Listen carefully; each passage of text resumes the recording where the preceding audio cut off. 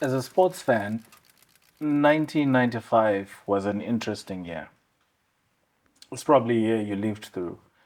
But as a sports fan who's also a massive basketball fan, 1995 is a good year for a lot of reasons. Michael Jordan comes back to the game of basketball and is back on the hardwood, and everyone is happy about it. As a country, locally, we are hosting probably the first major sports event we've ever hosted as a country, which is the All Africa Games, and it's such a huge thing at the time. But 1995, I'm sure it's also an interesting year for you because you are all the way in the US, in Nashville, Tennessee. What's happening for you in 1995? 1995 was my second year while training as a specialist in orthodontics. And I was counting down the years because I wanted to come back home badly.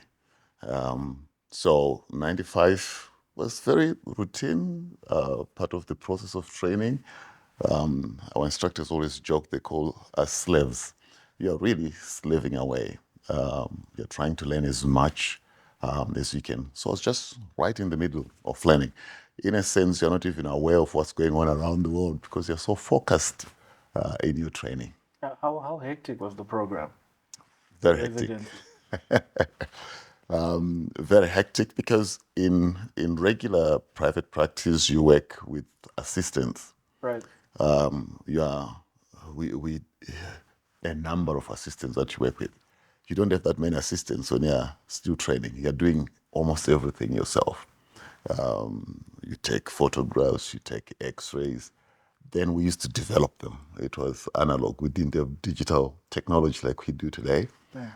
And then at night, you're pouring through your records, analyzing them, and preparing to present them first thing the following morning in front of the rest of the uh, residents or your colleagues. And then you're grilled, to defend your treatment plan and your findings. So you didn't have much time to yourself. You're either in the library reading, or you're seeing patients, or you're going over the records to prepare for the next day. Capture for me the sort of like the spirit around the institution that is Vanderbilt. As just an institution, how was it? What's the spirit around campus or the institution as we know it? So Vanderbilt was a very interesting institution, particularly for me as a student there. I was actually the only African in the whole department, surgical division department. You don't say. Yes. Now that pertains to being lonely, but actually that was an advantage for me. How was it an advantage? Because you were an interesting foreigner, but they were very friendly and very welcoming. So everyone was trying to be very hospitable. So it was quite an advantage. At first value, I thought that was going to be a disadvantage, but it actually turned out to be quite an advantage for me. So they were very helpful. So I enjoyed being a novel species. I always say this after having traveled, after having the privilege of traveling quite a bit, I noticed that when you travel, all of a sudden the question that becomes so important when people meet you is where are you from, Yes. right? And Yes. people want to know Yes. stories about where you're from and the things that are important about where you're from. When people used to ask you then in 1995, like, where are you from? Tell us about where you're from. What kind of stories would you tell them about home? Well, the first thing what betrayed me, number one, is my accent. I was the only black and African in the whole environment. So that sold you out immediately. So people were always very curious. So and ask you, where are you from? So I say, I'm from Zimbabwe. And unfortunately, Americans, because in Nashville, we call it the Bible Belt. And some of them don't really travel that much, and they're not even aware about Africa. And so they would ask you, so they think Africa is one country. So they say, so which town are you from? So I said, no, I'm from Zimbabwe. Then I explained the town that I'm from. And so they said, how did you end up coming here? Because they just found that very, so, well, I just wanted to come to school and learn. And this was the reputable school, so I pursued coming here, and that's why I ended up here. Well, just to take you back a little bit, you had already been in the States, early 90s, in the Yes, beginning of the 80s actually. in the 80s actually. 80s crossing over into the 90s. You had already been in the US. This is not your first time being in the US. Yes. And but what was different about this experience? Because you said something so profound, if I could call it that, when you said you couldn't, you're counting down the years to come back home.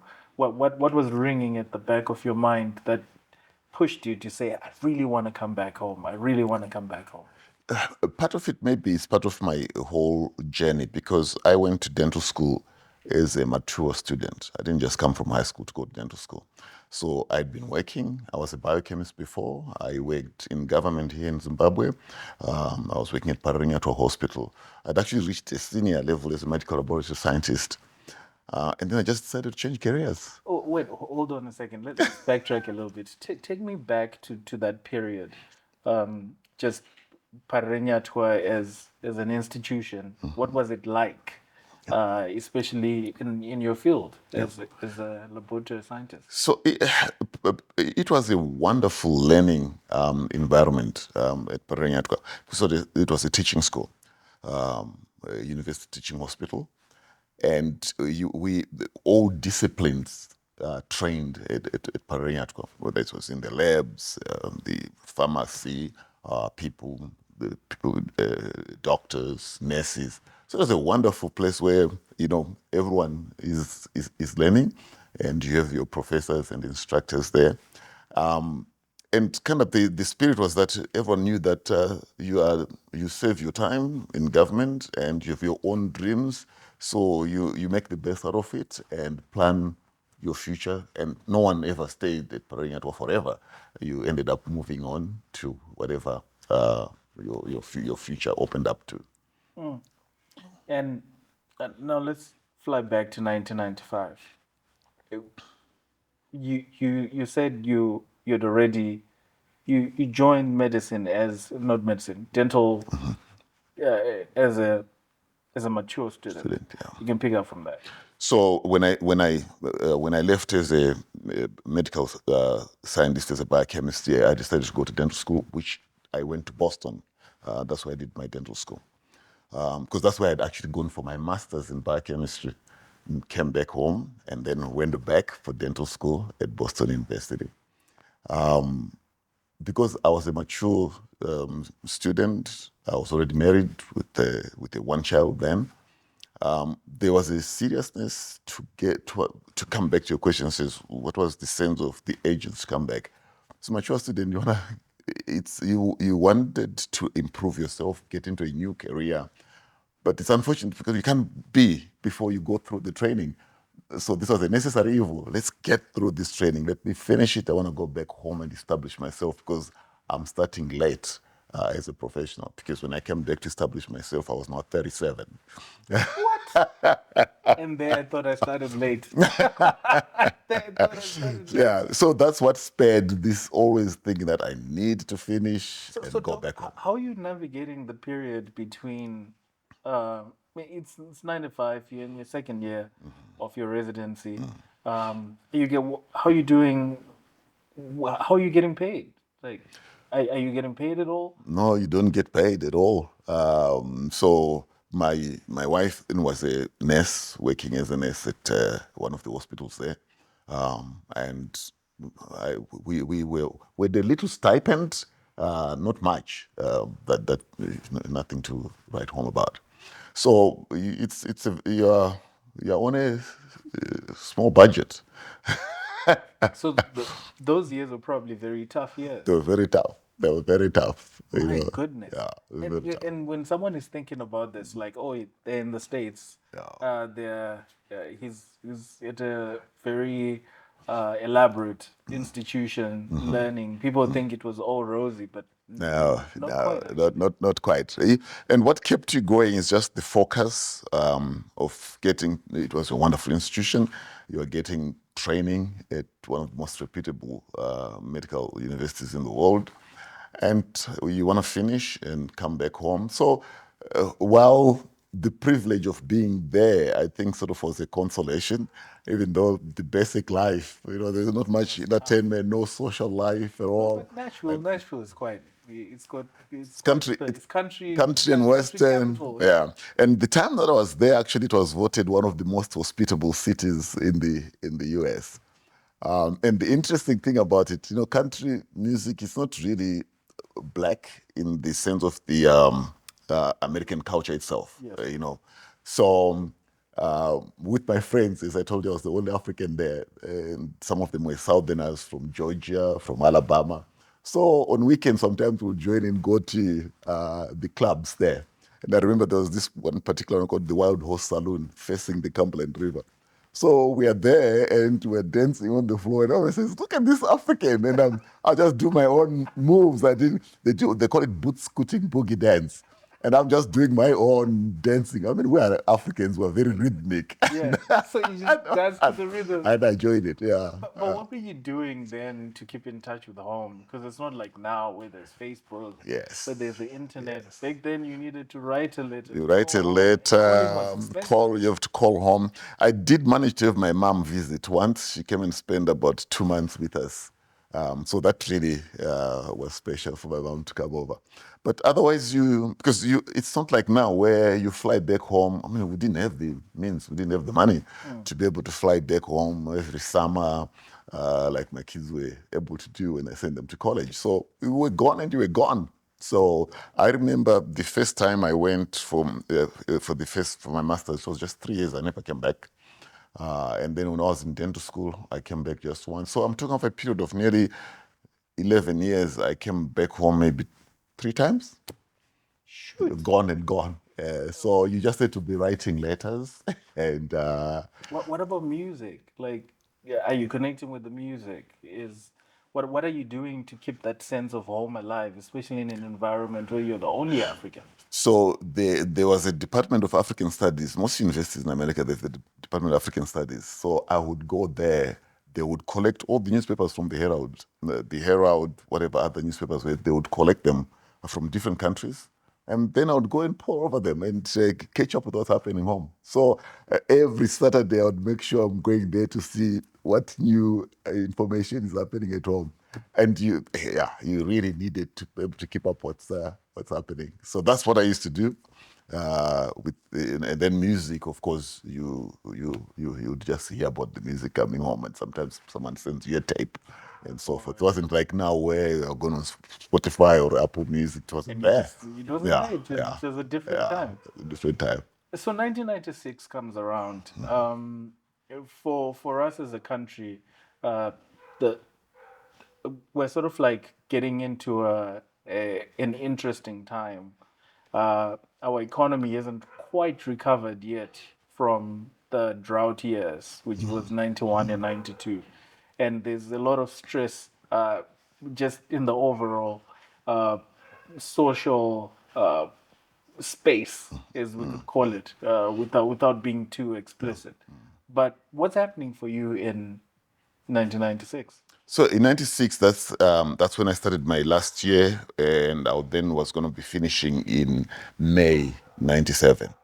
So in '96, I'm really getting in touch with home a lot because I wanted to come and set up as soon as I got back, and so we are finding out what's happening with the economy. Surprisingly, though, because the time that I left earlier in the mid '80s, the economy was okay, but we then went through the structural adjustment, what we call ASAP, and the economy was now beginning to tick. And I remember that's when they just put up same levy village. So I did visit home end of '96 to prepare to come back home. And around the time 96, 97 is same level goes up, and I think they're starting to work on Westgate, Yes, yeah. Westgate. So I actually looked at both places to set up my offices, either at Westgate or at Same Levy. The rentals were quite high, so it became prohibitive. Everyone was there. That's right. Everybody was going this. But Doc, I am I'm in awe of just how much you were so fixated on the idea that you're going to finish and you're going to set up a practice. Yeah, yeah, Like you were so certain yeah, that was the path. yeah. That was What convicted you this deeply? part of the reason of changing careers was that I was a biochemist and I was trying to go back again and do my PhD. So I would have been an academic and come back and either teach at the university. But the scope would have been limited in pure sciences. Then research, but money for research was limited. So I felt I needed to go and acquire a skill where I can set up shop. So a practitioner, a link practitioner, you can come and set up shop. To set up a pharmaceutical company, a manufacturing company, that would have been much tougher as a dream. But I wanted, there was an entrepreneurial desire to do my own thing and going into dentistry because we didn't have a dental school here. So dentistry was not as saturated. There weren't as many people trained. And when I then specialized, I was the first person to come back specialized in that area. So for years, when I came back home, I was the only orthodontist for nearly 15 years or so. You don't say. Yes.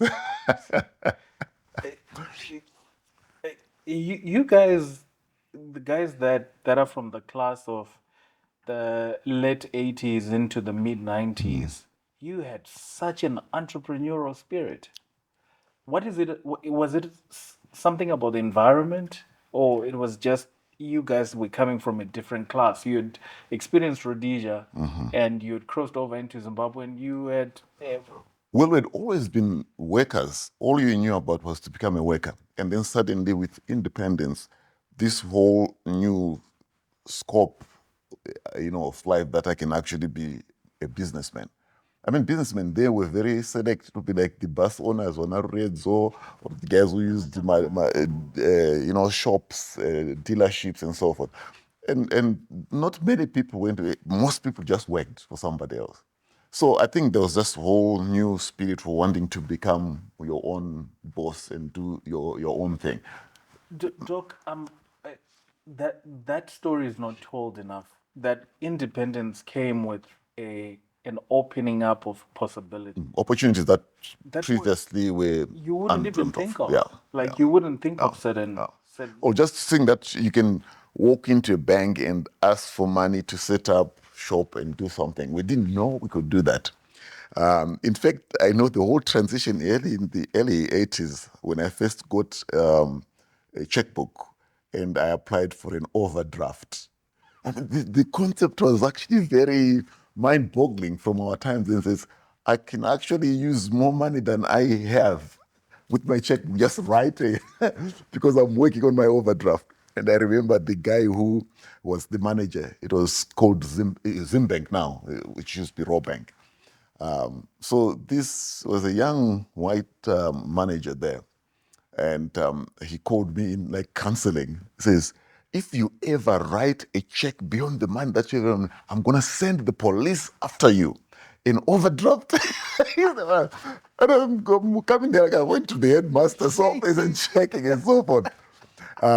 But the whole idea that I can actually uh, procure some things, buy certain things on my checkbook, and then as long as I can keep my overdraft done was new to us at that point. So things that are now taken for granted, they were never there before.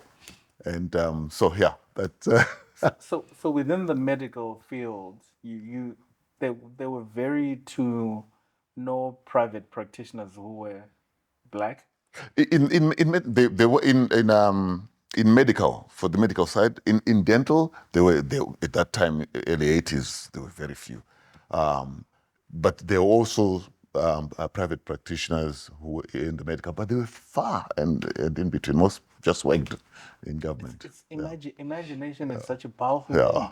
Just the things that people started to imagine that they imagine. could do. Yeah, I always say that your guys' class of just entrepreneurs, you guys were so daring. Like the things that you guys were pushing towards was yeah, just fascinating. yeah. So 1996, you're now starting to check out places. You check out same levies, and it's the hot new, it's the hot new shiny toy. Take me back to that experience. So I come back in the end of 96 through to January. I'm here scouting the economy, actually, to see some levy and the bright lights, the neon signs, and so forth. For me, it was very positive compared to the time that I had left nearly 9-10 years ago. So that was a sort of a highlight of development that one noticed and was very happy to it was encouraging for me to want to come back. I spoke to, there was a gentleman from the Seventh-day Adventists who was a missionary orthodontist. So I was the first Zimbabwean indigenous orthodontist. These guys were missionaries. They would send old retired guys to come and work at the Adventist center there. So I went there. He's the one who actually encouraged me to go and specialize, because he says he has a waiting list, an unending waiting list of patients, because he couldn't cope with them. Dollar signs. Yeah, and yet he didn't have the energy. I mean, they're retired. And I'm saying, when I come back, I'm going to work hard. And so I remember doing my business plan. I had a friend of mine who was on the ground. That was actually my pastor from my church, who was helping with the process. What church is that? Faith Ministries. Faith Ministries. Yes. So Pastor Mkangi was helping me. And I remember when I gave my the business plan, so you give estimates and so forth. He looked at the figures and says, "My goodness, is that possible?" I also kind of thought that maybe I'm dreaming. Surprisingly, when I started, because I was the first person in this field, I was the only one then in the country. But the first month was surpassing the projections that I had. That's already 97, dog. We're still in 96, end of 96. Yes, end of 96. I'm just saying what happened when I then finally came and set up. Yeah. So when I came in the end of 96, I look at the possibilities. I'm convinced I'm going to come back home. Now, hold up. Nowadays, when people leave, right, the hardest conversation people have is the conversation about coming back, right? At the time, how hard was this conversation to say? Because the missus is working, she's got a job, the kids, I'm sure, are loving the States, they already have an accent, and all these good things. Like, so the difference, I think there's a difference maybe now about coming back home. Then for Zimbabweans, the love to come back home, I think we were still quite functional. And I compare with the friends of mine from Ghana at that time. I was an anesthesiologist. I told them, I'm going home to scout. I want to go back home. I want to go and talk to the banks. And he says, talk to the banks and so forth. I mean, it was unheard of for them then in Ghana. Right. I think systems just collapsed, and that there was no such scenarios actually setting up. And no one, either from Nigeria or Ghana, all my colleagues from Africa, whenever they went to America, their decision was sealed that they're going to live in America. Nobody ever wanted to come back home. Zimbabweans were actually wanting to come back home. Most of us Zimbabweans, during that time, we all wanted to come back home. In 1980. Yeah. Like when 1980 happened, there were people who had been in the UK in the 70s for school, were working there. And as soon as 1980 happened, there was like this mass relocation coming back home. I didn't think it was still happening in the 90s. Oh, people wanted to come back home. So people would be sent for training. The government, when I went for my master's, it was called ZIMEN, Zimbabwe Manpower Development Project. There was a partnership with the US government, USAID, to give scholarships to Zimbabweans to go and train and then come back. And you were on a J visa, which didn't allow you to stay in afterwards. But the plan was always this: we are sending you to go and get a particular skill, and then you come back. So this is the new, not the people who had gone there before independence, who had stayed there for years and were rushing back home. We were a different class of people. We were specifically sent to get a particular skill and to come back home. Yeah. So, and the decision to come back home at that stage was never difficult. But when I went back home back to the US after I visited for the scouting, and then I'm getting offers to stay, the decision then became a little bit difficult. Tell me about the decision making. Yeah. What offers were on the table? So the offers, the difference was I would be employed. I think it would have been very difficult to set up my own practice immediately in the US. But the check would have been good.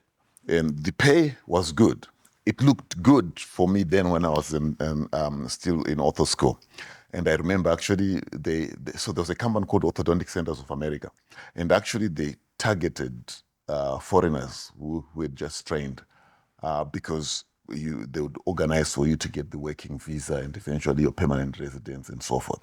So that was a great investment. So in a sense, they got you for a while before you could independently. They were not, and they were paying you. They were paying you good, but not not amazing. So you would select a site where you wanted to go and work. So I was going to work in Ohio, in Cincinnati, but on the border with Kentucky. So I had an office in Kentucky, in Florence, and another office in Cincinnati. We cited the place where they were going to do the renovations and put me up. There were going to be a signing bonus of about $100,000 so you can buy a house and so. And I'm saying, and now, so remember, all along, I wasn't having any difficulty in deciding to stay. Because you're not earning anything. Yes. And I'm suddenly, okay, do I go back home? Do I stay? Do you know the conversation I wanna tap into? The conversation with the missus. Yes. Because at this point, like, these are real decisions. So at this point, when I was now being enticed to stay, the whole family, we never had issues about coming back home. We all agreed. The time where there was now some an incentive contention, when there was this incentive for me to stay, for me, it was good. I was like, I'm gonna stay. Mrs. didn't want to stay because she had been working long hours, helping to support us. The social life was not good, no connection, there's no family around and so forth. And she said, no, we are going home. And she insisted. And so this was just a temporary flirtation with wanting to stay. But I'm glad we finally just decided to come home. And coming home was great in that you were the first professional in the field. This is 97. 97. Yeah. There was no competition for me. Everyone was waiting for a specialist that was not available in the country. So I had a very soft landing. So the startup, and we were busy on day one. Where did you get the money to set up shop? So we back up again. When I was working in government, then you could get what was called a government guarantee mortgage. Right. So they would multiply your salary by a certain number, your annual salary, and you'd buy a house pegged at that. You didn't have to pay a deposit. So I bought a house while I was still a medical laboratory scientist at Parayato in Avonlea. I still remember number 19 Colchester Road. I never lived in that house, because I bought it and immediately that's when I left for the US. Yes. And we rented it. When we were about to come back for the first time, this is for my master's, when we come back, we sold it and we bought another house in the Grange because I was earning more, so we upgraded. So I stayed in that house in the Grange just for 1 year and then went back again now for dental school. So that's the house I sold. And you set up to start the practice, yeah. So I came back, we sold the house to set up shop. I still remember we had about $100,000 that we left US dollars equivalent in the Grange. And we sold the house for about 110,000. And at the time, the US dollar was also so powerful. Was quite powerful. The Zimbabwe dollar was quite powerful. But also the US was still That's right. quite. Yeah. So I actually bought all my equipment in the States and Barclays, paid for all the materials before I left. So when we came back, actually, I was carrying some of the stuff on me on the plane. Some put it in a container. And 6 weeks later, all my equipment arrived. Now, pause, Doc. Mm-hmm. Talk to me about the burden or the excitement of setting up. There's something exciting. Yes.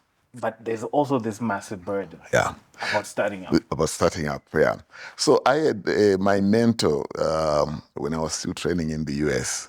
So would go to just see practical orthodontic practice in the community. So they would take a few students and we get attached to them. So this guy was very passionate about the profession. And he would say, don't even worry about the money. When it starts coming, you'll be shocked. But sacrifice a lot at the beginning. So most people, he would say, most people start sort of in a Mickey Mouse way. You must look like we've been established for years from day one. Set up like, so I remember when I set up, we bought all the equipment, did up, I had my first office was on Lanark in Avondale. I rented that place, but we renovated it, with nice wallpaper, nice leather furnishings and everything. It looked, really spruced up. In fact, those days, dental offices was very cottage industry, in a little room. Things have changed a lot between now and then and now.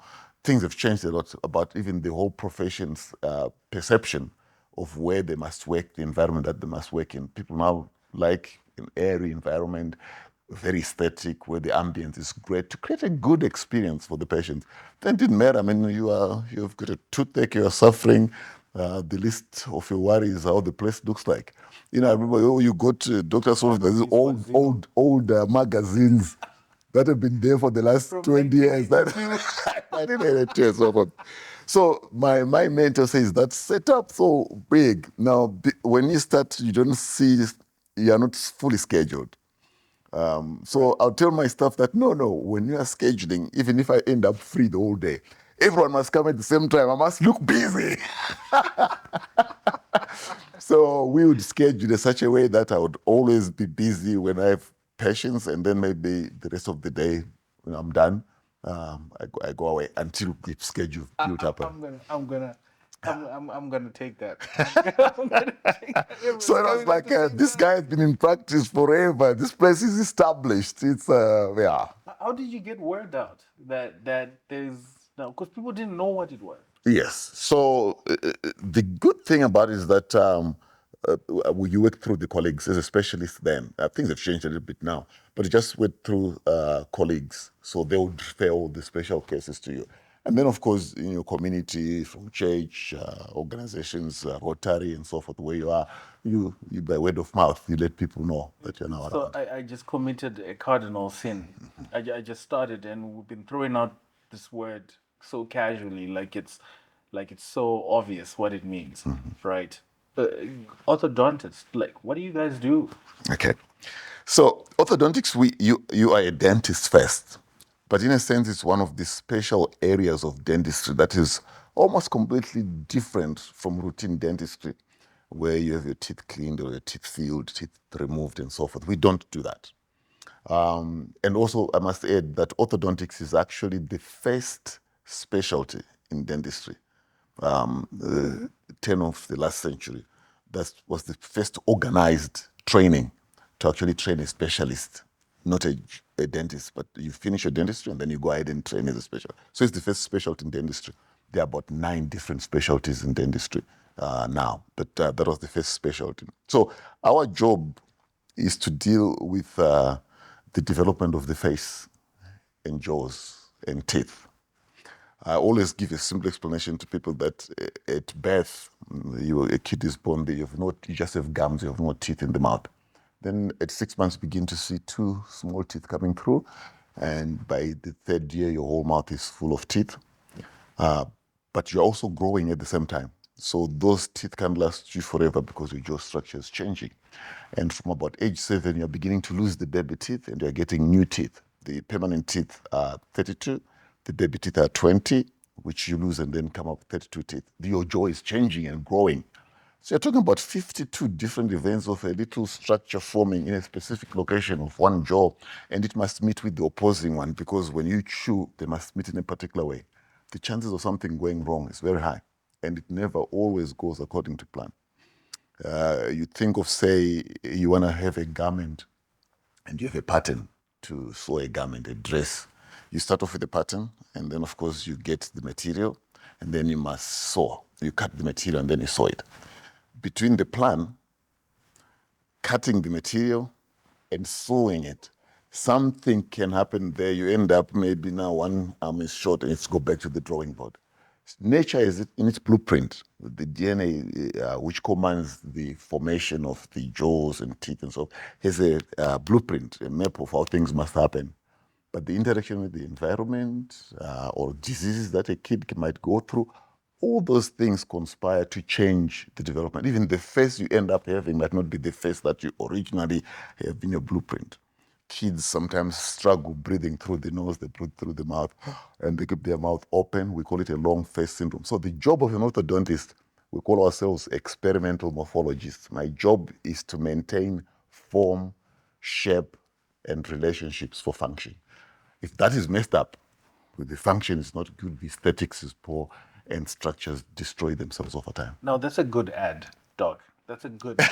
I'm not allowed to advertise. No. I was gonna say, like, just listening to that, it sounds like something I want to experience. Yeah. But how do you crunch that up and help people understand how important this is? So we have to. So because that's a good point there. Because when I came, I was the first person in my field, and I remember I was in braces myself. I came for a funeral for a relative, and I'm in the village there, and everybody's looking at me with these wires in their mouth. And I think they're all wondering, what was he beaten up or whatever? No one knew what this is all about. Right. So because I was the first professional in this field, I actually had to educate my people. So right from day one, I remember I went to another hospital to give a talk. Even my colleagues, medical doctors on the other side of the medical talk. They attended the talk, but some of them didn't even know what it is that I do. And says, what's the importance of doing that? I remember, God bless a professor that was asking, he says, Tony, I have concerned about kids having diarrhea, the poor nutrition, kwashiorkor, and you're telling me that we need to make their teeth look straight. So we had a program of public health awareness, just training, go to schools and train and teach and explain to parents in various settings to educate them. But now, when you walk on the street, whatever other kid has got braces. Most dentists now are doing braces. So it's now widely known. Now, you might say it's people don't even know that much, but 25 years ago, it was even worse. It was even worse. Yeah. Now, we do up the office in Avondale. The office is looking lovely. Yes. It's looking amazing. Yeah. Right? And people are coming through. Mm-hmm. Oh, what kind of people were coming through? Because then Zimbabwe, as we know it, had a decent sized middle class. Yes. There were people with money, but a lot of people were right in the middle. Mm-hmm. Mm-hmm. Who were the clients? The patient pool there was a lot of expatriates, of course, and then I had a lot of farmers, white farmers. Of course. Okay. Also, when we talk about malocclusions, the disease that we deal with, it's a lot more prevalent and quite disfiguring in the white population, Caucasian population, than in black people. Yes, so the crowding and jaw discrepancies were a lot more. You find a lot more there. In terms of alignment, for black people, usually the alignment is not that bad. So they were the major fraction of my population. But over the years, with the training and the teaching, people now actually invest. They feel it's good for the kids to have perfect teeth and so on. So the population is so different now. The population I treated then and the population I'm treating now. Yeah. What population you're treating now? It's now probably 60% of local indigenous people and 40% the other So ethnic groups. Yeah. 97, I'm sure business is booming. Well, it's picking up. Let's not say it's booming. It's picking up. But in the country, a specific event happens that sort of like everything turns. 14 November 97. 97, yeah. Do you remember that Friday? I remember. I came in July. I came end of June. I opened up in July. And actually, the economy, as I said, when I came earlier on for my scouting, things looked great. So I was joking with my friends. We said, the year I came back, things just went down, kind of blaming me for what happened. So I remember the crash of the dollar. So let's talk about it. Yeah. 14 November 97. Yes. What do you remember about that specific Friday? What I remember is the change in the exchange rate. A lot of my, even now, everything that I use in orthodontics is imported. So to me, it was a shock because how am I going to be able to? Because then foreign currency became very difficult to get. And my whole practice was based on importations, other than maybe toilet paper. Everything that I used, I had to import. And none of it was manufactured in Vuri or whatever. I had to import from abroad. So from just how you used to run the practice, just walk us through how, because someone cannot fathom that back in the day you needed to go and apply that you want foreign Yes. currency and Yes. wait. Yeah. And you had to get what was called an import license for that. And there'll be an allocation that's given after you've justified what your business is. And so you'll be drawing against that. And of course, after things come in, you have to acquit some forms to show that you did not use the money for something else. Now, for me, it was particularly because things that are imported, you can find an agent maybe that sells stuff here and you buy from them. I was the only person in the profession so no one can set up a business for one client. No one would invest for that. So I had to do all the importation of my materials. So I had a procurement desk for my practice to get our inventory. And so we'd have to buy in bulk, because if you can't just say, oh, now we're running out and let's get this tomorrow, it will be delivered. No, you had to really plan ahead. So the managing our inventory was quite a challenge.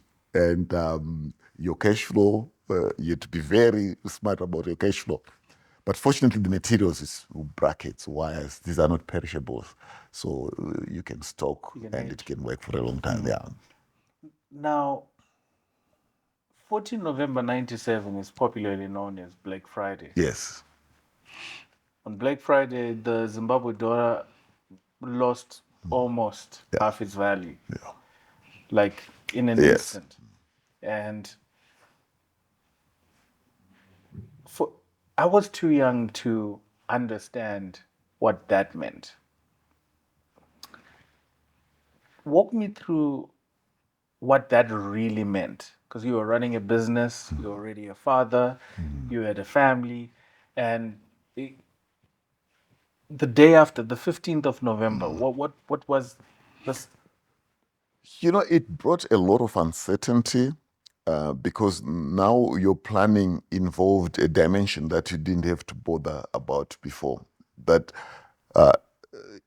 beyond just earning revenue from a practice, you also needed to have foreign reserves for your importations and bring your things in.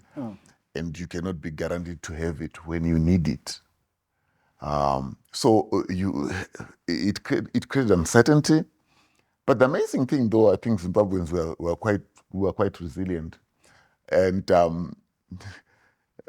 this is quite interesting that people would get someone maybe who has forex somewhere, and you have some local money, and they'll pay it for you, and then you give them your local money here.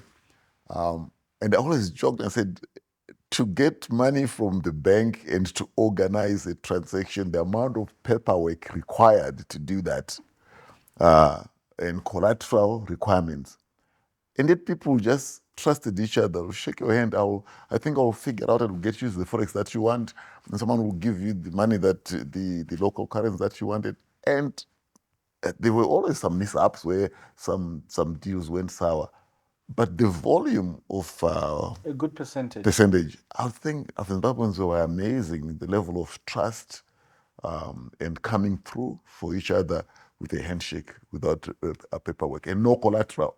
I mean, a bank for small. Like Yeah. So And generally, it worked. The system somehow worked, and businesses survived. How big was the practice then? Ooh, we were on a day I could see about 100 kids, and I used to work daily, Monday to Friday. You know, yeah, it was 100. yes, yeah, yeah. So you were working, We were working. working and How working. many people were employed? So you work with say with auxiliary staff. So it's not like I have to be doing everything for every kid for the 100 kids. So orthodontics is special in that the doctor designs the treatment plan and you design the mechanical force systems that we use to move the teeth. And the placement, once you've designed it, your assistant can place the wire in, or if the wire is poking, they can cut it off for the patient. So a lot of the work can be done also by the assistants while you're working. So I work with about 10 members, auxiliary staff to. Even then. Oh, yes, even then. I'm operating at probably 60% capacity of what I used I to knew then. it, Doc. You're lazy, and I knew it. I knew it. I knew it. Then we used to work a lot, but now there's more orthodontists in the country, and I mean that market is not so elastic. It's a small segment of people who can afford that type of service. So there's now more. We've trained more people, so we're sharing the market. So I'm not as busy as I was then when I was alone. So as I told you, but for 15 years I was the only orthodontist. So yeah, you had to work. So 1998, probably one of the most spoken about World Cups in France is happening. The world is sort of like very excited. People are still watching Titanic. It had come out the year before, and there's this. The world is in a state of excitement and jubilee and Euphoria. yeah, and just euphoria in the air. Is it also true for your life in 1998? Because I mean, business is doing well. Uh, the practice people seem to be lining up, even though you are overworking. But come on, more work is better than no work, right? Well, I'd now been in practice for nearly 18 months. Things were settling down. I had systems in place. I wasn't counting my own money and adding it up and going to the bank. I now had an accountant and so forth. So there's a vivid change in my life that I could see. Now I have a business that's looks sustainable, stable. So a sense of settledness after having been overseas for so many years, and you come back, because when you come back, there's always a fear that did I make a right decision? So by 98, there was sort of confirmation I'd made the right decision. Socially, Things how like you doing, Doc? Because I'm sure 97 we forgive you. You came back, you hit the ground running. yeah, yeah, You're not really plugged in yes. and a lot of that. Come on, but 98, the business now has systems. We have to be doing well socially now. Yes, what do you mean? No, I mean, you now have time to see friends, Oh, to just hang yes. out. Oh, yes, yes, Because you yes, yes, weren't yes. doing that much That's of that right, in that's right. 97, And, right? things have changed a bit in the country now. I remember then, weekends, people got together with friends. Braais were a big thing.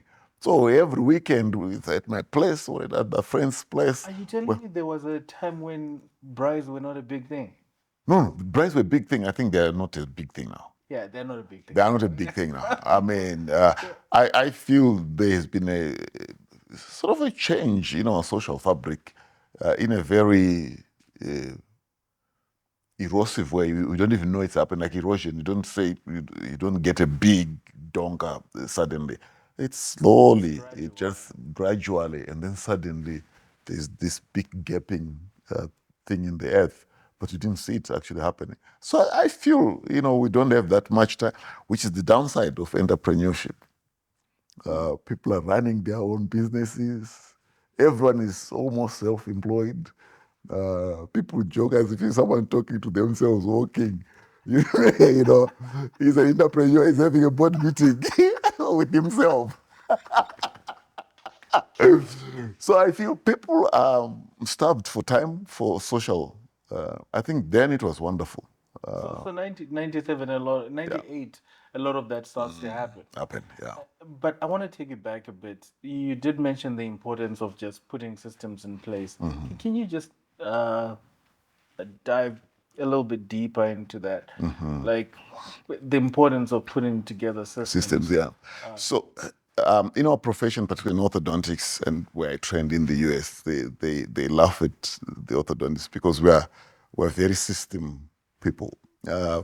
And the joke is, if you cut off the forefinger of an orthodontist, and life-altering thing, because we like to delegate, yeah, do that, do that. So systems for my office. Then I was working almost every day, and then I cut back to work 2 days, and then Wednesday I'm off because I had to train staff. Because as the practice grows, the success actually becomes a curse, not a blessing, because you are no longer serving. Because before you've more time, you are more attentive to, particularly in healthcare work. It's a human touch. Technology can never replace the human dimension. There's so much technology now that we have in healthcare, which is fantastic. It makes our work easier. But I think the real purpose of that should be making us more accessible to the people that we serve. I always find a dynamic that up to date is perplexing for me. I sit with the patient with a full discussion about what needs to be done, and I explain the treatment plan to them. And I always have my assistant nurse with me, and I walk out so that they can now plan to have braces for the kids and come back. And walk back another 5-10 minutes, they're still there with the nurse. And they go over and ask more and more questions, including the ones that they've asked me. Because there's a sense that the doctor is busy, he's to move on to the next patient, and that's true. But patients need that comfort level to say that you are spending time with me, and technology should be releasing time for us to be able to do that. It's more efficient when the quality control, digital quality control is much better. So I found that I was beginning to be less available in terms of the human dimension to my patients. And also as doctors, the key thing is that I must be effective in the treatment. So, giving you a cup of coffee and patting your back and chatting to you is good as a human dimension issue, but I must also heal you, the problem that you That's brought why about. you can. That's why you came. And you are so focused on that, you forget that there's a human being behind the teeth that I'm straightening. So I had to say, how do we get a happy balance here? I still want the kids, when they come here, to enjoy the experience when they come to my office. We don't want to be just a conveyor belt, a factory place. And to do that, you have to have systems, the technology, your auxiliary staff. And we actually do dry runs on Wednesday. And I always joke with my staff, he says, I want it to be like an orchestra with the conductor. Someone is on the violin, someone is on the trombone, and there's harmony. And when when the patients come, all they feel is the music is going on because everyone knows what they're doing. So that's where systems are important. We must have standard operating procedures in place, a manual, that nothing is left to chance. I script even what the person on the reception must say when the person calls them, so that when another member of staff is dealing with that, we know exactly what information would have been given. So nothing is haphazard. Okay, there's an information package. You must have the journey of orthodontics, what appointments you must go through. We don't like creativity. We do creativity when we have our meeting and setting up our systems, And we find one system is not working well, we review it. Once we've reviewed and we agree that's how it's done, we stick to that. And that aids the efficiency in which we conduct ourselves. But also for the doctor, more importantly, it releases a lot of time because you're not dealing with crisis, things going wrong, treatment not conducted well, what has been dispensed has not been followed through because the skill of the team around you is not upgraded. So you then are really able to have the more human dimension because the systems are working for themselves. So the systems allow freedom. Allow freedom. Yeah. So the more systems you have, the more freedom you The have. more freedom you have. How hard was it in '98 to find skilled people in the health sector, especially in dentistry? Okay, so I'm going to say something that might be quite interesting here. When I worked in the US, your auxiliary staff that worked for you, I would say in terms of their capability and their, I don't want to use the word IQ, because I mean, when we go through the schooling system, it tends to sift us according to our ability and our skills and so forth. In Zimbabwe, there was a bigger pool of smart kids that you could employ and train than you could get in the US because of the opportunities that exist. We have limited opportunities, but we've got many young kids. We're a very literate country. There are a lot of kids who are just waiting, they can't get a job, but they're smart. So I found that when you have the whole issue about systems and you can train the young kids, these kids are brilliant. My staff, I'm just so proud of them. And I challenged them. I said, you guys are not like the persons I used to treat as auxiliary staff in the US. I'm going to be challenging you, giving you the same level of information that I went through and trained on. And they are able to follow and learn and acquire those skills and acquit themselves. And you were implementing this in '98. 98, yes. At what point did you make that discovery that, oh, this is an opportunity?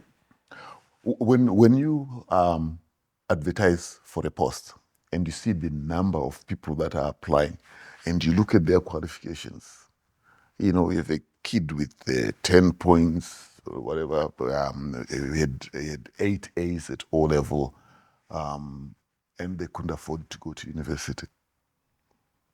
And this will be the only opportunity for them to get a job. So I realized the pool of people that I have to select from is much better than the pool that we used to find when I was at better quality. Yeah.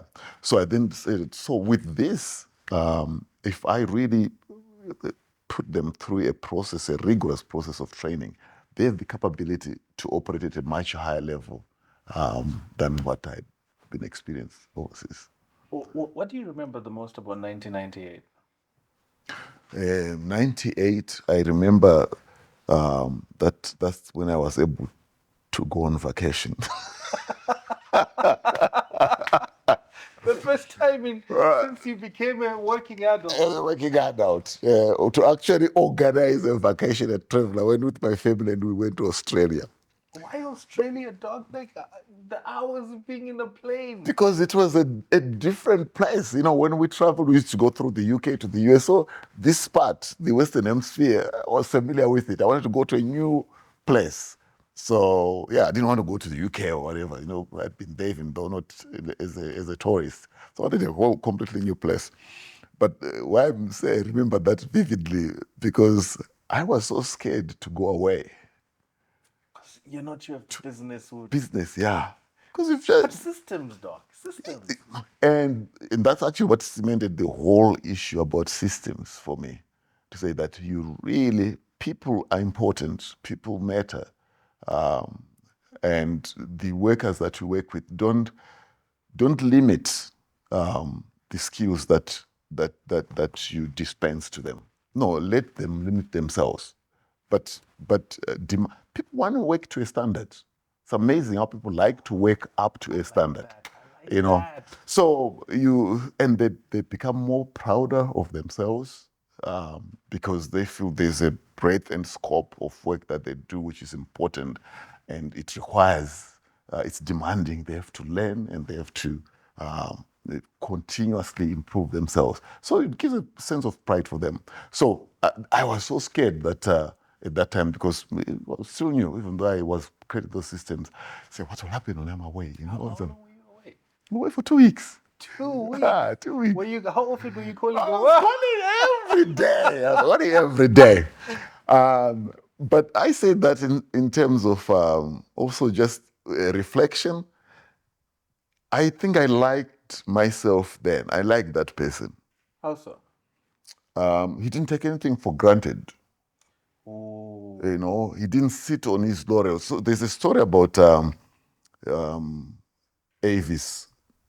You know, their logo says, "We try harder."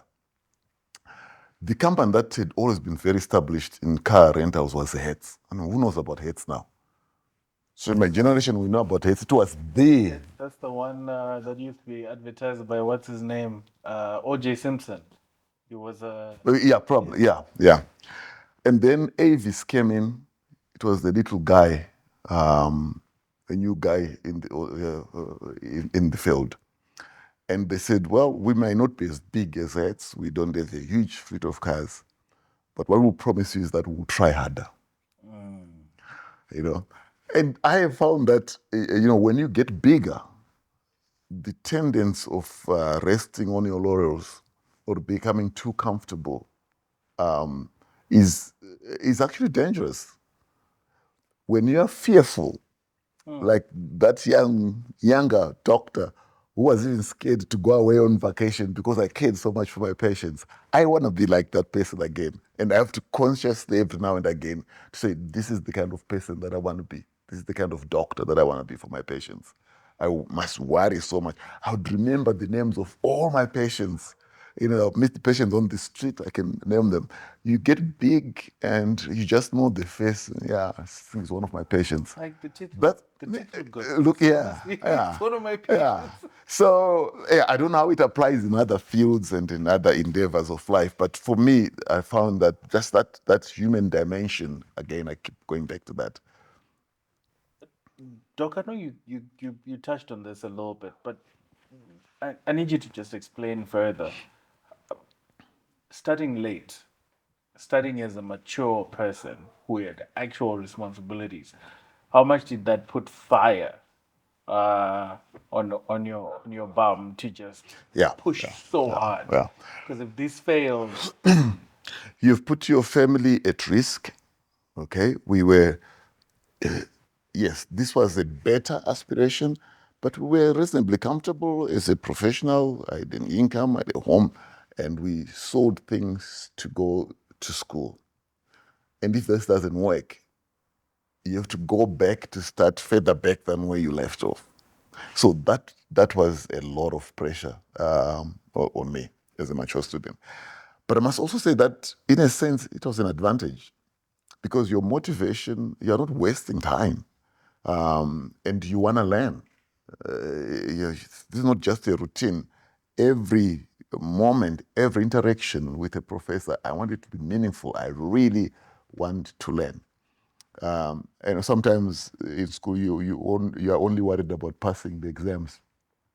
I think the more serious exam is the exam that your client gives you when you're starting working. So when I used to teach at the university, I said, don't worry about I can even tell you what's going to be in the examination. What I want you to do is to learn this profession, understand the skill very well, because the person who is going to be examining you on a day-to-day basis is those patients out there. They're the ones who are going to give you the grade A, which really matters, not the grade A from the professor. Because the grade A from the professor is not the one that will change your life. But the one that the market gives you, that's going to sustain you. I think that's the tragedy that has happened with us as a people. Uh, I interact with a lot of students who've come through from film school, from local institutions, and the past, but they don't know much about the Yeah. profession that That's right. were learning about. Yes. Like, how can you? That's right. Yeah. How did you have a distinction in this field and you don't know You this? don't know. Yeah. Yeah. Like how? Yeah. Tell me So how. they had an exam technique. They had a strategy for passing exams, but not to develop themselves as a professional. And in healthcare, for instance, I mean, I'm in healthcare. There's sometimes jokes that we're like eccentric. I mean, those years of just learning and books and books and books, and you're preparing yourself to be useful to fellow human beings. People don't really care how much you know, but they will know if you care, when you're interacting with them. I like that. Yeah. Because, I mean, I don't know what grade you had and so forth. Well, you're a doctor. I don't think the government would let you loose on people. So all of you passed. All the doctors passed. All the doctors know what they're doing. But there's difference from one doctor to the other doctor about how they treat their patients. And I'm not talking about treating the disease, it's treating the person. What's the reputation going around at this point in '98? Because now we're starting to get established. Starting. Only Yes. to get established. I mean, we're on vacation now, right? Yes. Yes. What's the reputation that's going around since we're talking about the difference between one doctor to the next? What were they saying about this particular doctor in '98? Well, that's a difficult thing for you to say about yourself. You'd have to ask the community. What do you think they were saying in 1998? I feel people were very kind. The community was very kind and supportive. So there probably was something right that we were doing. And you can see I'm a bit hesitant to say, it was really good. And I think that's a dangerous I think you're good. position to be. But I think you're good. Thank you. Thank you. You were really good. Thank you. Yeah. So your name now becomes more known, and the proof is people come to seek services, and you try your best to not disappoint them. Let's move over to 1999. 1999 is an interesting year for us because slowly things are sort of like as a country, things are uh, you can tell that there's the sort of like a decline in service. Certain things are no longer what they used to be. All of these things. But globally, we're in the dot-com era. There's this excitement about the year 2000 that's Yes. coming. Y2K. There's also fear. Y2K. There's also fear. Yeah. There are all sorts of theories about what the year 2000 is going to bring. Yeah. But as a business, I know the Avondale office was great, but something starts to happen for you as a business that's very pleasant in 1999. Take me to 1999 and what that thing was. Okay.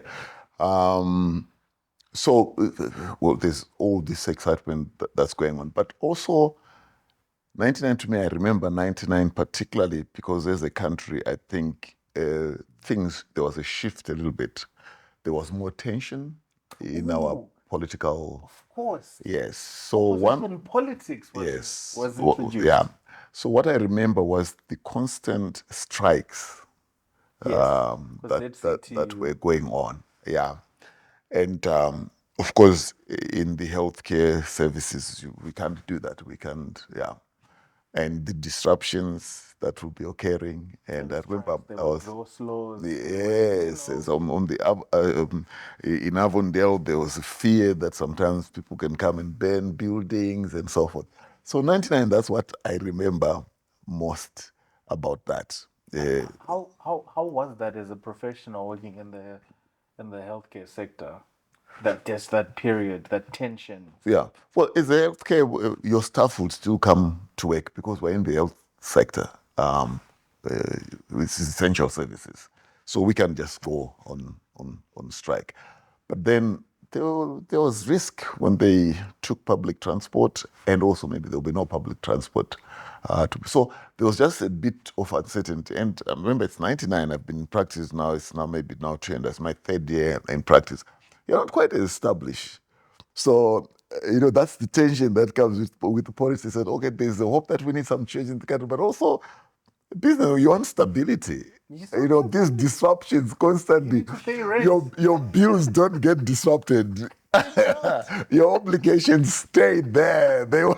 They come to meet you after your shenanigans. So yeah. So that, and I guess most of us now as a country we've become more self-employed. And you can sense how we probably don't take kindly to going on strike. It's like, yo, you're messing up my business.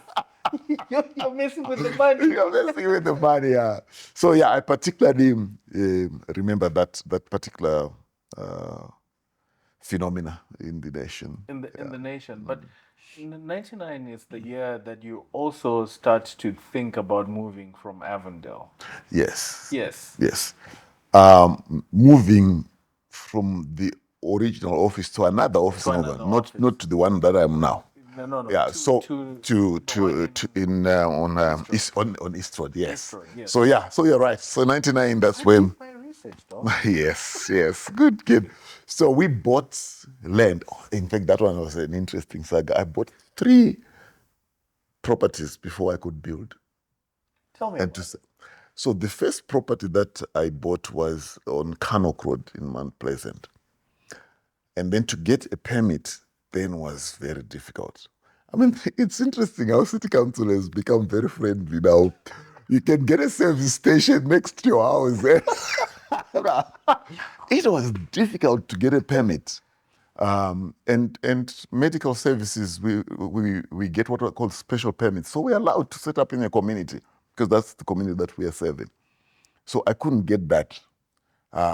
So I had to buy another place on Churchill, just before you get to College Road, because I thought maybe that's more zoned now for businesses. And again, I struggled to get a permit with that. And then finally, I got the East Road because it was next door to Fishmonger Restaurant. And they had already got that whole street. There was a guy called Shasha, some guy called Yogi Shasha, who was doing some project with the city council about the rezoning certain areas that had sort of a blanket commercial. You still had to do the paperwork, the formalities, but that particular area in Avondale was a show process to get the permit. And then, even then, we had a little bit of difficult. How so? So I just, the whole process was we ended up having to hire a lawyer to do that for us. And then when we hired the lawyer, we got our permit. The moment a lawyer shows up. Yeah. Because the area was zoned, so we bought on that pretext. But the guy says, well, no, there was a special process that we should have gone through. And I mean, we're not trying to to do shortcuts. Now, when you talk about all these areas that you spoke about, a lot of them now just have businesses. Like on Churchill, Business Central now. It's like a whole. That's right, yeah. It's now a whole. So finally, we got that place, and I could now, because I owned it, I could now custom design it. So we're talking about the issues of systems for actual operations when you are working, serving the community, our patients. And then ergonomics is another aspect, just the flow in an office space, how movement in an office space is So critical underrated. to the efficiency, the more productivity when the ambience is right. And we make corridors of a particular size, so when people are passing by each other, no one is bumping into each other, but also control the way people flow in a circular motion, that you don't have some people coming back this way, so you move only in one way through the office. So the design is sort of like a courtyard in the center, and our movements. The initial consultation is there. You do your X-rays, and then if you get treatment, it's further down. And if you wanted to have a conversation with the patient, a conference on the other side, and then you're back on your way through. What was your office in all of this? What was my? Your office? Like, My personal office. yes. Yeah, it was at the. Somewhere by the corner. Yeah, when you get in, it was right by the corner there. Of course, you took the corner office. Yes. Yeah, it was by the corner. It was just by the corner. But you had this, in our field, you had this day in the office. Yeah, you're always moving around. Yeah. I mean, I have friends who are executives and things that you guys spend all the time in meetings and discussing and so forth. In our work, the more senior you become as a specialist, you are, it's like the chef in a restaurant. I'm the one who is standing behind the grill. Even if you try to scale up and hire associates to work with you, the patients will say, "I want to see Dr. Chinhara." So our work, you can't do this office thing of sitting around in an office. I sit in my office at the end of the day. Maybe. When did you start construction? In Avondale. In Avondale. So in 1999, we moved 2000. So actually, I started construction end of 99. So we did it in 1 year. The renovation happened all in 1 year. And in December 2000, that's when we moved in. How much strain did it put on the business? Because you're still paying rent over here? Yes, at the same time, that's right. That's right. Yeah, I got a mortgage. Then it was easier to get a mortgage. I did part of the construction myself out of pocket, and then just when we were about to finish, to get finishes and whatever, I then got a mortgage from Founders. Was it Founders? Intermarket. It was now called Intermarket. Intermarket, Yeah. Founders Bank. And then we finished up. It wasn't actually, there was no stress on that front, because I think the business had grown significantly and the revenues were quite easy for us to be able to do that. So the stress was more just the physical stress of supervising, because I'm hands-on. All my construction projects, I do them. When I work with my contractors, the architects, I'm a peculiar client. It's like I'm on the. Is it like a secret, sort of like, are you a hobbyist in that? Yes, it's my passion. I went to a summer school in architecture and property development and so forth when I was in the States. Just as I knew it would end up as a important skill for me, because I think professionals, I'm thinking for doctors particularly, if you say you're going to do a farm or something like that, something gives. The demands of keeping up with the technology, keeping up abreast with what's happening, to be able to then do little businesses and see side hustles, I think it's very difficult for professionals to do that.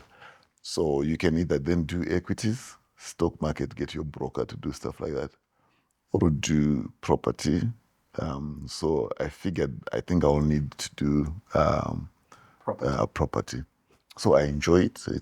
To me, it's safe. The building can disappear. You can see it. I can see it. Just so like yeah. So it's a practical skill, and it's part of my side investment. The year 2000, I think the question I should be asking you, were you Y2K compliant? I had a friend of mine, he's a professor at the university. I love technology, but I'm not, what do they call, I'm not a geek. So he used to help me with all that, and he sorted us out, and we're quite compliant. You're quite compliant. Yes. And the transition was easy. Yeah. How was the year 2000? Yeah, it's the debt that was, there was the issues all around the debt. That's, you will lose our diet. And, I don't know where that was. Someone made money out of that. It was like, too much money. Yeah, it was like COVID. Someone caused the problem, and then all the investment towards stamping it out. I wish I had this decade stretched towards COVID. I would have loved to know how you navigated COVID. Yeah. So yeah, no, we were compliant, and So the year 2000 rolls around. Construction is happening on East Road. yeah, You're starting to become more established as a yes, business. yeah. How are you then as a family man? Do you now have more time on your hands, or now as you're getting bigger, you're even now getting more busier? Yeah, I think it continued to be a struggle the time, and if one will look back, I think one of the greatest regrets in our profession, I think it was the time with family. You are available, but yeah, you are not intense. So to me, it's a source of regret in a sense. Yeah. How big was the family then? Oh, 2 children. It was just I have 2 children, and that's yeah. And isn't it amazing that the more you grow and the more people that are now running around it, you'd rather think that the less worry you have, but it even escalates. Yeah, it escalates, and now you have responsibility over other people, and you can't drop the ball because the ramifications run wider, and more people are affected. So you really have to. You're on a treadmill. You can't stop. You have to keep running. Yeah. Yeah. And also we began to think of growth then. The US dollar issue was beginning to bite even more. And kids were now, my son, a few years after that, I knew he was going to be going to college. So I actually then went cross-border. So I set up a practice in Zambia by 2001. No, we're still in the year 2000. Yeah. I was gonna come to that. I Yeah. was gonna come to Yeah. that. No, let's come back to the year 2000 a 2000. bit. The year 2000, you move into Into the new office. into the new office. How much does that change the dynamics of your business? So it's when you build, I think when you build a new place, there is momentum that comes. So there was significant growth because we'd moved into the new place. I also had to hire more staff, and I had to do more training. So it was more time. Just the move demanded a little bit more out of me, and of course the whole purpose of doing that was to grow and create a bigger enterprise. So you're conscious of that, and you want it to work.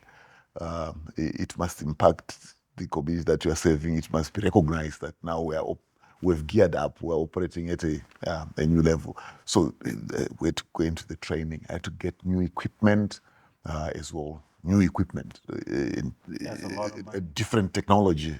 From what. So we decommissioned some of the equipment we had because you have an equipment that's working fine, but new technologies come.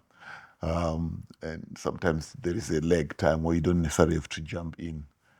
They say cutting edge sometimes can be a bleeding edge financially.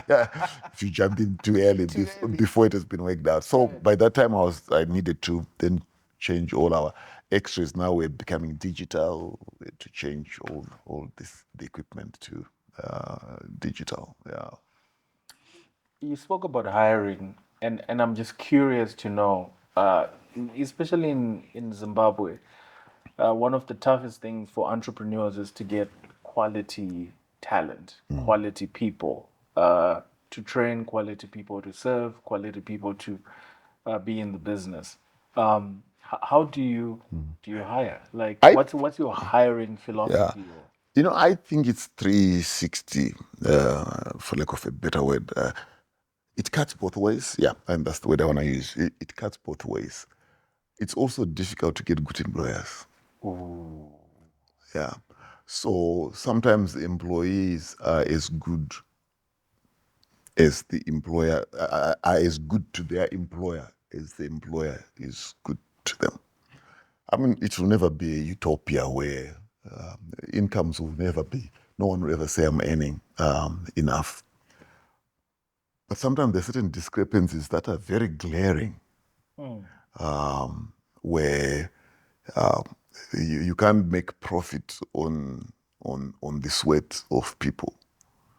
So as part of your accounting strategies that, we're going to increase our margin by reducing the salaries that we pay, and yet you still expect productivity. No, I don't, I'm by no means insinuating that I've arrived. I'm good at it. My staff might be listening to me and say, what? Well, let me say, I am conscious of that, and Right. that's a truth. Where and I try to live that truth to the best that you can. So, my hiring philosophy: number one, get the right people, be as fair as possible. Don't have a remuneration that is ridiculous. And the staff will know how much money you're making, what's the cost of running the business, and so forth. Sometimes those discrepancies can be so glaring that it's demotivating to staff. And then also challenge the staff. I demand a lot out of my staff. And sometimes it leaves a sour taste in someone's mouth. You demand so much, but you just think about how people wake up early. Someone says in Chitungwiza how early they wake up before they get to work, and they leave late, and how late they get. And some of them, I work in a very female environment. Nurses, they are mothers, and just to have a system which is sensitive to that. If they have to go for consultation for the kid, if their kid falls sick, there's no questioning about that. If their family comes first, and we must be supportive of that. So there's probably a lot more that can be done to that, and it's a skill that anyone who is an entrepreneur, I think, to learn about human resource and how to motivate your human resources is important. You never arrive. You keep learning. I had a life-changing experience. I once interned at a South African radio station called Chirape. Now, 70% of the people who were working at Kai at the time were women. And then they noticed that they were not only just women, they were mothers. And they noticed that from 12:30 after lunch, the productivity tanked. Yeah. Because a lot of them would go for school run, Yeah. and they would worry about their kids, helpers, and a lot of that. And they'll pretty much get into a space where they couldn't produce at their best. The best, yeah. And as a business that was aware and that cared about their stuff, do you know what they did? They made sure that at the office there were playrooms, there were people, That's right. there were Yes. minders, child minders and helpers Yeah. who would Yeah. help kids with their homework and stuff. Yeah. Oh, yeah. And even more, there was a shuttle that would do school runs. School runs, yeah. I was like, all Yeah. this for Yeah. because they knew That's that right. the people Yeah. that are there, That are there. it matters Yeah. to them. Yeah. Something so simple, but it just It makes a big difference. It productivity makes just went up makes difference. crazy, Yeah. in crazy Yeah. ways. Yeah. So, do you remember the day you moved into onto the new office, into the new office? Vaguely. Yeah. Did you do like an official opening? We did an official opening where we brought colleagues in the profession to come and see the place for the official. I had two official openings. I had one official opening for the profession. I had an official opening For the public. not for the profession and the public together. Select people from the community that we serve.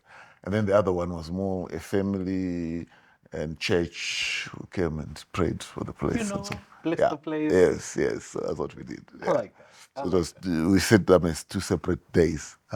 So for no conflict. Now, 2001, now you can properly tell the story about setting up shop in Zambia.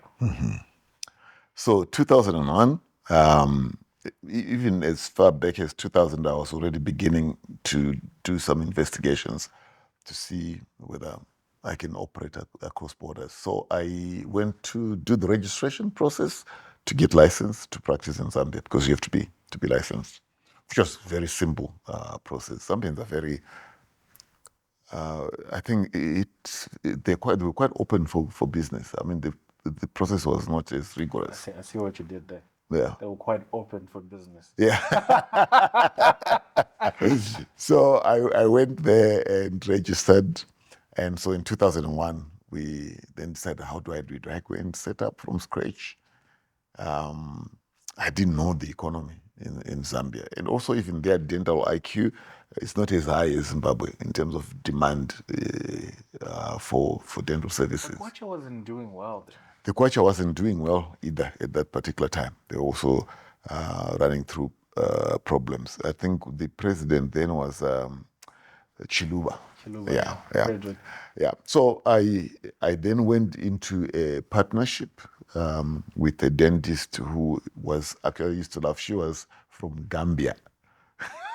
So from Gambia to Zambia. Yeah.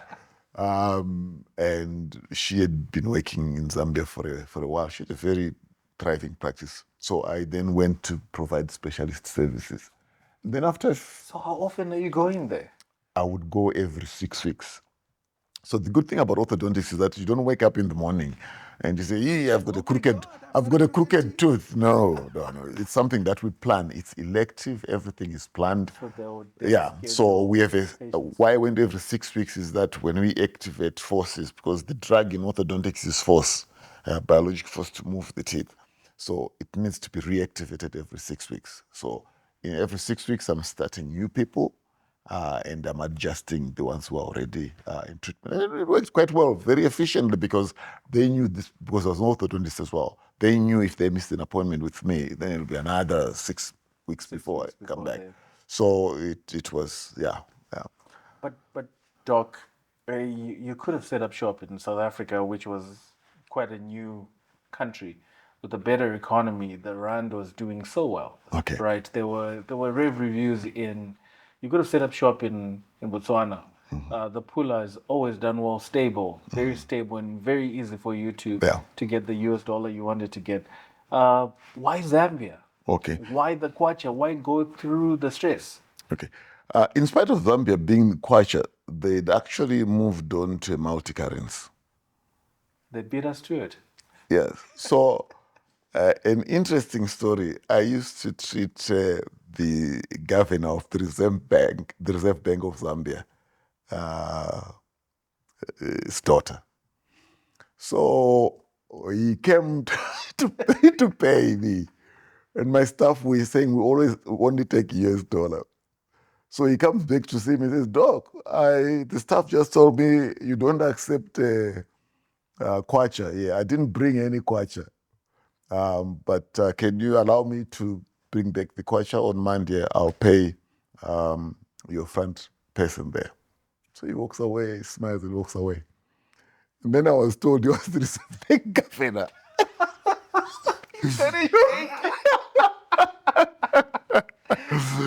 So Zuma would have done to you here. They were quite easy about it. Their regime was quite liberal. So that was the reason actually for going there, because I could just trade forthrightly in. So so Zambia became a way for you to access foreign currency so that you can get the equipment. Equipment and for children, school fees and so forth. But being in Zambia every 6 weeks meant now that time is even shrinking even more. Yes. How did you manage that? Well, you struggled. It was a necessity. And I began to think about it at that particular point, is that sometimes the hardship we went through as a country, we can choose how to look at it. We can look at it negatively. But there's another nation where the whole diaspora phenomena is quite robust, and that nation has become a strong nation because of the diaspora, and that's Israel. Yeah. I mean, there are Jews everywhere. Yeah. And they are in places of ownership. Yeah. So going there was we had to do that was a sacrifice because of what was going on with the economy. I needed to, and the thing is that all of us did it. We still wanted to maintain base home. Zambia still did not give me the same number of patients when I visited than I could get here in Zimbabwe. It was just the issue of the currency, and the currency was constantly depreciating. And that's when we had the bearer. Yeah. So I used to see fewer patients. The only security was that it's a secure currency for that particular transaction. You properly use those travelers checks, didn't you? Yes. I probably use those traveler's checks, yeah. So yeah, it was the 6 weeks was demanding in terms of the time. I lost time when I need to point something. We were talking about stuff and so I would go with 2 of my nurses there because we have to work very fast. I couldn't hire someone who is not with me for another 6 weeks for them to gain the skill of how we work.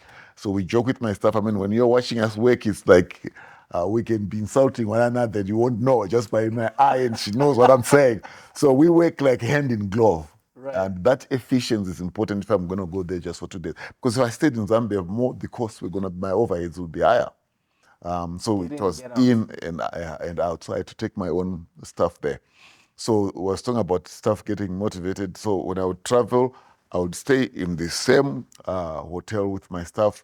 We would go and eat together. So boss one in the kwavo kune 5-star, and then he goes to a fancier restaurant. We would be together, whatever where I'll be staying. That's where we'll be staying together. Yeah. And also probably per diem. Per diem, when we traveled, for travel and whatever. So 2001, you set up shop in Zambia, and you're now getting that US dollar. Back home, the situation with the US dollar is starting to bite even more. What else is happening back home? The practice is growing though. We're very busy. The name Chinhara is buzzing. We're becoming more established. So the really only issue was the uncertainty of, because you could get enough money today, but you don't know that it will hold the same value tomorrow. Right. We all know what was happening. Prices would be changing while you're waiting on the till line and so forth. So that was the reason for going to Zambia. So things, I think we were going through a storm in the country, but things finally, we fell on our feet upright. And that speaks to just that resilience you spoke about earlier. Just how resilient people are to find a way to make things happen. So it was more of a bridging exercise. You're asking about South Africa. Why didn't I go to South Africa? Professions from country to country, it's very different the way you can get in. Why I said they were open for business. All I had to do was to present my credentials and they registered me immediately. I also did the same in Botswana, but Botswana is a much, much smaller population. Small. Yeah, even though the economy. In South Africa, I would have had to work at a government institution for about 5 years before you can get an open practice license to practice. I wasn't going to do that. You're not going to do that. You're not going to do that. You were going to struggle through this holiday. And then what would happen to my practice here? Well, I'm sitting in a government institution. So that's why I didn't go to South Africa. 2002 rolls around. What's happening in your life in 2002? 2002, I'm now realizing that I need to upskill more. So I'm enrolling in courses abroad back in the States. So I was traveling a lot back to the US, learning new technologies, new methods of treatment, and we could also afford it. So I went through a whole, from 2002 for several years. I really went intensively on upskilling myself. But Doc, you're now in your 40s then. Yes. I know they say life begins at 40 and you turned 40 in 2001. But come on, Doc, like the practice is growing. You're the only orthodontist in the country. There's no competition behind you. Why the need to upskill? Like, why? I knew there was gonna be competition. And also at that point, we're now beginning to think that the university must also have might set up a department for postgraduate training, which we eventually did several years down the road. Okay. So I needed to upskill. But also I knew that there would be competition one day. So you needed to be on top Yeah, of the I bag. go top of the game. So which courses did you enroll in? So when a new product comes through, a new technology or whatever, you either go to an institution or the company that does that. So these are actually sort of very. I did what was called the Alexander discipline. It's a way of treating patients in orthodontics, and then I did what was called the FACE. It's an acronym for occlusion, aesthetics, and so forth. So it's a systematic way of doing things. Orthodontists, because we work with children mostly, and these are adolescents that are in school, kids have got a lot that's happening in their lives. Braces are an inconvenience. It's an evil that they must suffer. We need to be as efficient and time-saving while achieving those objectives. Because kids are in treatment for about 15 to 18 months. They are seeing an orthodontist every 6 weeks to get adjusted. They have to go to sports. The mom picks them up. They come to see me. They can't sit around in my office for the next 10, 20 minutes, 30 minutes. It's good. So we're always developing more innovation to get efficient treatment that's less compliant. It doesn't need too frequent adjustments. And so I had to go for those courses to figure out what system can I use in my office. So you'd go and learn with the company that is produced. Who are you mentoring then? Sorry? Who are you mentoring then? Then I'm sure at the time. there were no, my mentor would be young kids at the dental school that would come and spend some time in my office. And then eventually, some of the guys that I was mentoring was a dentist, became my first student that I trained in orthodontics at the University of Zimbabwe. And then the rest of the orthodontists that have come through, they've all, pretty much all of them have spent some time in my office before they set up. And what's the state of our healthcare system at the time? Zimbabwe's issue usually is more resources. I mean, we have got an excellent school. The training is fantastic, but then the exposure to technology, the basic science and understanding the training, you can't fault that. But particularly dentistry is very hands-on, and it uses a lot of tools and technology. So the schools do not have everything that is required. So the kids, after they finish, they also do exactly what I was doing. They will travel abroad and just polish themselves, finish themselves up. So this, I would say it's a good training. The lack of resources is what puts a little bit of a disadvantage, but it's inconsequential. It's not a fracturing scenario. Yeah. So 2002 is the year where you start to upskill and to add to your repertoire, pretty much to just shape yourself. What else was so significant about 2002 for you? The kids are now growing, and college is beginning to knock. Yeah, and so Can we talk about the nightmare of college bills? college, yeah. So you're preparing to make sure you've got enough funds to send the kids to school, and our issue with the US dollar is a problem. And so you figure out what other investments can you do. That's when I now got very active in this whole property development. So in 2002, I'm now really active in property development. How was the property market then? I think then the pricing was actually fair. Now in comparison to now, I think the pricing was actually quite fair, and you could access funding. And interestingly, is you could get funding with a mortgage. You'd probably start paying your mortgage 3 months down the road, but then the dollar could have crashed 4 times. And you ended up paying yeah. So those were some advantages that existed for those who were doing proper then. If you could get borrowing, you never really ended up paying up the absolute hard currency value. So yeah, that's what I remember most, just leveraging on that. So at the time, were you just buying up property, or you were actually fixing up property, rental property, or it was mostly buying and selling, A or just mixture buying of and holding on to buying it? and renovating. No, I never bought to sell. Just buy and hold on, and rent, And rent. or renovate so that you can get better rental. How was it? How was it exploring that side of you? Yeah, much more intensely in and around that period. Yeah, so because I decided I'd done some courses. I even did a course in South Africa, University of Cape Town. These executive courses on property development, how you raise funding, and so forth. So I was really getting engaged, and it was an exciting thing to begin to unroll, to roll out these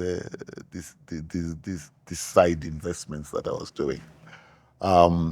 So I was personally involved in the course. Everything it was hands-on. I was really personally involved in stuff. Doc, you have me stressed. You have me stressed. Why? Because now you keep adding things that are taken away from your time. Yes. Like yeah, like you keep adding. At this point, do you even have a hobby? Like what's going on, Doc? Like I'm worried now. I played golf, very little golf though. So I love singing and dancing. Get out of here, Doc. Are you Yes. saying? Are you about to say what I think you're about to say? Like you're in a band or something? No, I wasn't in a band. No band would take me on. But when I go to a restaurant with a band that are friends with me, they allow me to sing every now and again. Last night I was singing at Tinkerbell. You don't say. Yeah. Which part? Are you a soprano? Are you I, a I, tenor? I'm. It's more a solo vocalist with them backing me up. Okay, I can see that. So I think I would say it's more soprano kind. Yeah, my voice. So in 2002, all of this is happening. You're starting to get a knack for property development. The property market is quite fair, and you're exploring all of this. College is starting to, you know, Yeah. to where was your mind at the time in terms of just um, from a business side? Are we done with Zambia, or we want to expand more to other countries? Because the Zambia experiment just worked out, so which means that you can go to other places. So the difficult with healthcare is that you really can't multiply yourself. And my area particularly, we didn't have any training for orthodontics. Yeah, so there was no one that you could hire. But also because it was quite a virgin market, I was very busy. And anyone who came to join, like the series of kids who then came after me, I mean, there would be no incentive for them to work for anybody. They could set up shop and they're busy the next day. So that's a dynamic that was very difficult to expand. That's why I think the property thing became an important thing for me to do, because I couldn't see myself scaling and expanding because it is you who has to do it. So you are finite as a resource. I can't be all over the place. So there was a limit to how far I could do it. So Zambia became the only foray I did. And by 2011, we closed it down because our economy, the GNU, the economy was really roaring. And I decided to come back home and I closed shop. Shucks. So you closed shop, came back home. Come back home. Yeah. That should have been painful, though. Oh, what do you mean? Like, You mean the business was much better now here? yeah. So it wasn't painful actually, because Yeah. it means now I can see, because remember we now become completely dollarized. Yeah. But So now I don't have to be doing all this up the and down. attachment to people, to That's true. Yeah. No, that was a difficult process. Yeah, some of them still continue to come to see me here. But then there was a young lady who came from Germany, married to a Zambian guy. So she took over from me. Yeah. you're like, Yeah. I'm okay with I'm that. okay. Yeah, Good out. Yeah, I, yeah. I can tell the Reserve Bank governor that we only charge US dollars here. Yeah, You no. say it's I'll okay. run the following morning. Yeah. So no, it was an 2003. easy move to come back. Yeah. So 2003. 2003 as a basketball fan is where Shaq and Kobe complete the three-peat. Um, uh, in terms of us as a country, it's an election year, 2003, and there's a lot flying around on the possibilities. The first time there's an opposition party But really yes, competing so yes, strongly, yes, yes. and there's tension uh, in the air. What do you remember about 2003 and what's happening in your life in 2003? One thing that was very significant in my practice is the shift in the population with a lot of farmers. Remember, I told you I had a lot of patients that were farmers. They moved. So I was doing a lot of transfer because braces are put on for about 18 months or so. So I was doing a lot of transfers. People were leaving the country a lot. That's one Where thing. were they living to? Do you remember? All over the world. All We're over going the to world, Australia, we're going England, some to South Zambia, Africa, somebody, yeah, Zambia. yeah. So that in a sense was worrying because you wondered what's going to happen with your business because a lot of patients were moving. But did that put a dent in your? No, not significantly. Not Not significantly. significantly, Yeah. yeah. Yeah. Well, there's There was always always a enough. long line Yeah, of there's people. always a long line of people waiting. Yeah. Yeah. So the But replacement yeah, dynamics were. yeah. But I remember that was a significant happening during that change in our country. Mm. Now, as we wrap up your decade, Doc, you spoke about a lot of things that are so exciting for me that I'm gonna uh, sort of like nudge you to speak towards as we conclude. But 2004, we have a new governor in office, and things are being tightened. Gono is at the helm at the time, and uh, now the issue that our economy is really starting to go south is not a secret anymore. It's now glaringly obvious that things are are tanking, not as fast as they became in the 2007, Yeah. 2008, but there was now we were negatively uh, approaching really exciting times or terrifying times. Where's the business? Where are you? Where's the family? Yeah. While I remember the trauma in general that was going on with enterprises and companies sometimes closing, I always used to remark that I'm very fortunate to be in the field that I am. So, as a parent, there are two things that every parent will focus on to make sure their kids are healthy and to make sure they get a good education.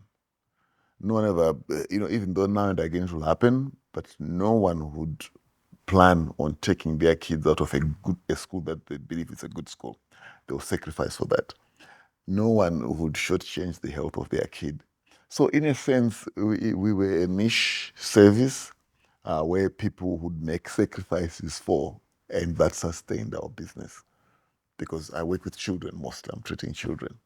And so the business, while you could feel the general tremor of an economic that is not quite robust and stable, we could see ourselves sustainably weathering the turmoil and eventually. And even I remember the government also organized for dental profession to get our supplies in. So they prioritized. So we had an allocation. That's when there was this thing, Bakosi and whatnot. So there was a special allocation for the dentists to order their supplies because everything that we get is. In fact, I remember then I was the treasurer for the Dental Association, and we had a meeting with the Reserve Bank governor. So we went up there, and it was very cloudy that day. And I joked at the governor. I think he got the joke. So I stood by the window. I said, "Gee, you're high up here. It's difficult to see what's happening on the ground."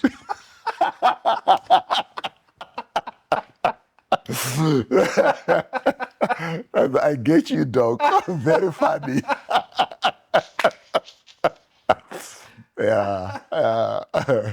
But they created a good allocation for us to, which helped us weather that particular season.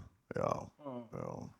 Now, when you look back at your decade from 95 to 2004, and you just reminisce on what it was, how do you make up the decade? For me, it was a formative time in my career. And what I'm grateful for is that it was a difficult time. You're grateful for that? Yes, How so? because I survived. And that survival means that the skills that we acquired during that time set us up to do better when the tide changes. It meant that I know some people kind of didn't learn the lesson because you learned to work with little and stretch it far. When you now have enough resources, and if you are careful enough and reach deep to your better self, you could now do more. So that training was good. It's funny though that sometimes when we get into plenty, we forget and we're wasteful. But it turns out to be less wasteful, make things work with little, and keep businesses moving on, and keep people employed, keep skilling up and training. So I'm thankful for the difficult, because the fact that we survived means we came out stronger and better. And personally? At a personal level, the family was growing. I was sending kids to school. A lot of gratitude there. He says, Zimbabweans sometimes we keep complaining all the time. But all of us, we bought homes, we sent kids to school and so forth. So that's testament to say, the things that really matter to your family and making sure the welfare is taken care of. We're able to do that. So, In business? and business grew. Business grew, and I did more project side investments, which are available now for retirement. For a young person who's starting out, and they are probably at the beginning of their so-called decade, and they're listening to you right now, and it all seems so unreachable because of what you've accomplished over the years, decades and decades of work and persistence, just being so determined and serving and all those things. What can you tell someone who's listening to you right now about who's just starting their decades, like you in 97, starting out the business, starting out in practice? I think as the years pass, we begin to reap some rewards because of the value that we created over the years, the value of ourselves as a person and the skills that we learned, the relationships that we built with other people. While economies can rock things, times can be different because most kids feel it's much tougher now than it was in the past. The qualities are universal. To put your best foot forward, to work hard. The mistake that sometimes young people get is we are all under such pressure to make money. You have seminars where people are being taught how can you make money. And I always feel that it's money follows values and principles. It attracts. When those things are in place, you can give money to a person who is not developed in a particular way, and they will lose that money in no time. Because it's just money that we want to make. Why don't we just sell drugs? Why don't we do some illicit things? Right. Because you can make money. But that's not the kind of money that we want to make. The kind of money that we want to make is something that you want to be proud of at the end of the day. And to do that is during those formative years. Put in, pay your dues then. Find a mentor, someone who trains, someone you respect, someone who can share with you their own journey. A journey which is a model, an example that can be followed. I mean, there's some successes stories that are very peculiar that, this can't be replicated by everyone. Right. So those are not models to follow. So try to be a model in your years that some young person can follow your footsteps. And what you did is not cryptic. It can be seen. And what made you fail? What made you succeed? It can be. Did you have any failures, any glaring failures in the decade we explored? Yeah, I think there are some decisions that I made. Give me one. One particular one where I sold a property in order to finish up another property that I had purchased a farm. I purchased a farm in Glen Forest, and I was developing it. I decided to sell a property. And 3 months down the road, I realized I made that revenue from the business. But now I was one property less because I was under pressure to get this done so quickly. And I lost value. I could have just paced myself. And just 3 months down the road, I would have had 2 assets of great value. But I cannibalized. So be patient. Be patient. Well, Doc, you probably get this a lot when you see straight teeth and beautiful smiles. And probably parents come to you and they say thank you. But I don't think a lot of, we've had a moment to just bring you to a place. Because when you're thinking about your decade and thinking of doing this, a big part of it outside of telling your story and hearing it and being inspired by it was so that we can get a moment to just say thank you for serving. Thank you for being faithful. You could have stayed in the States, but you didn't. You came through here and you inspired a whole generation of people who are now starting to serve the same way you did. And for always continuing to be excellent, to build great things, things with a great standard that people can look and say they want to aspire to that. Well, we don't get a lot of that in our context. It's just African people who are trying to go somewhere. And that's why we just brought you out here to say thank you. And just one last thing. One of my favorite artists of all time, his name is J. Cole. On one of my favorite albums, that he has a song called Crooked Smile. I'm sure he wrote that song because he hadn't met you. And I hope he watches this and he knows that. Thank you so much, Doc. Thank you. You've been Thank you. so It was a fantastic. pleasure. It was a pleasure. It's been Yeah. 2 hours. Yeah. Didn't realize time moved so fast. Yeah. But thank you, Doc, for a good Thank you. Thank you. Thank you. Absolutely.